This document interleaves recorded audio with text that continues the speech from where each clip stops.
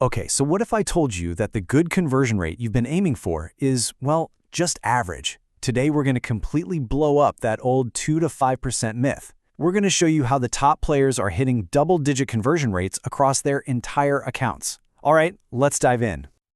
You know the feeling. We've all been there, right?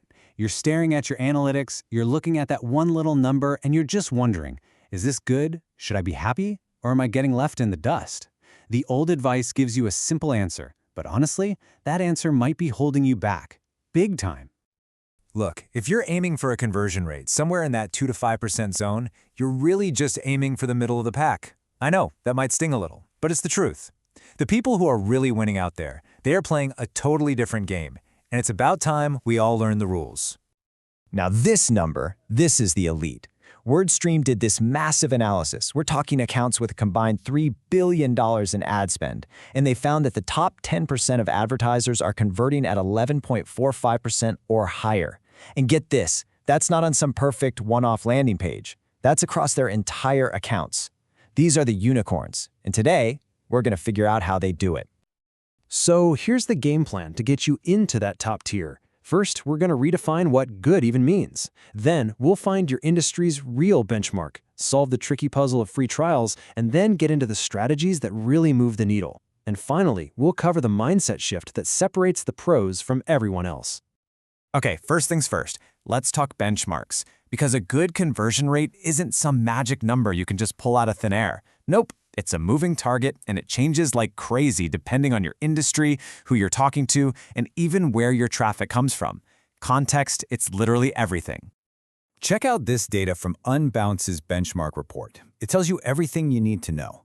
The median for an e-commerce page is 4.2%, but for a law firm, it's over 6%. So if you're a sauce company patting yourself on the back for hitting that generic 5%, you might actually just be celebrating being average. And this is where it gets really juicy.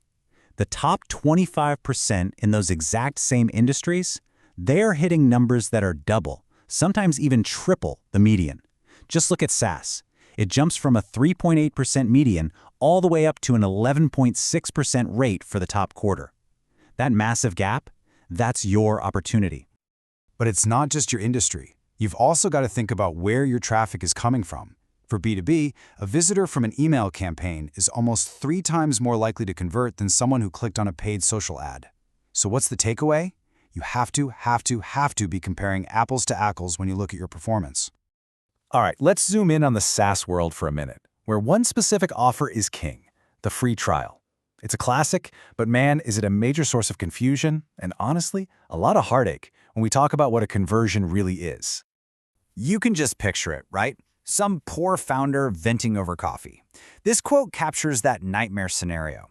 You get this huge flood of initial signups, but then only a tiny trickle of them become actual paying customers.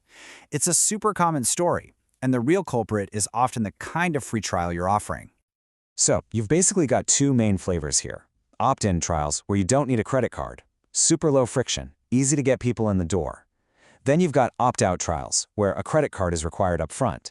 This adds friction, for sure, but it also kind of pre-qualifies the person as being more serious. An opt-in trial, the one with no credit card, usually converts about 25% of its users into paying customers. But here's the catch. The pressure is now 100% on your product.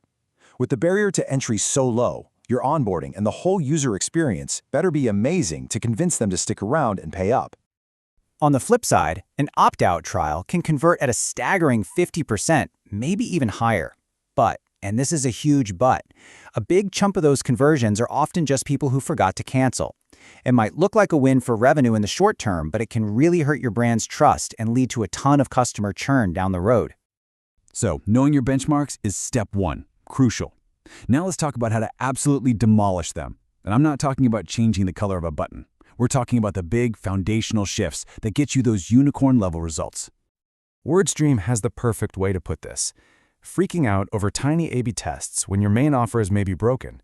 It's like rearranging deck chairs on the Titanic. Yeah, small tweaks can help, but they're not going to give you the 3x or 5x improvements we're talking about. For that, you got to think way, way bigger. The first huge lever you can pull is to change the offer itself. Instead of just a generic free trial, what's some unique, immediate value you can give someone? WordStream's free Google Ads Grader, which is brilliant. It was a real tool that gave people instant, valuable insights, and it totally changed the game for their business. The second big lever? Change the flow.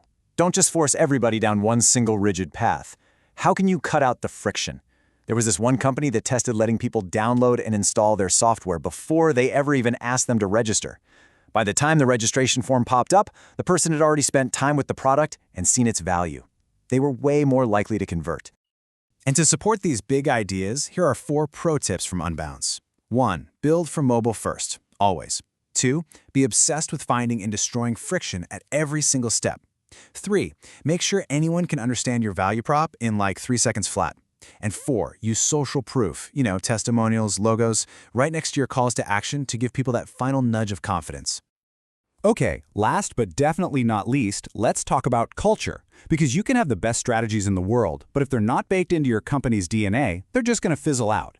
The absolute best performers don't just run a test now and then, they build a deep, powerful culture of nonstop experimentation. This quote from Unbounce just nails it.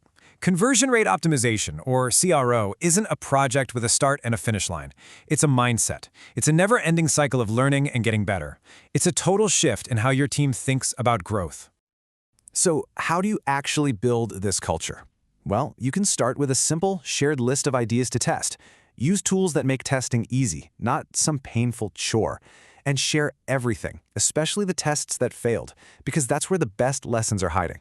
And probably most important, create a no-ego zone. The data is the only boss in a room. So here's the bottom line, the one thing to take away from all this. Stop chasing the average. The median is just a starting point. It's not the goal. You should be aiming to join that top 10%. Aim to be a unicorn in your field. And the way you get there isn't by messing with button colors. It's by being brave enough to test the big stuff, your core offer, your user flow, and your entire value prop. So I'll just leave you with this question to chew on. What's the one big, bold, maybe even scary change you could test this week? A totally new offer? A radically different flow? Whatever it is, that's your ticket to go from being just average to being truly exceptional. Thanks for tuning in.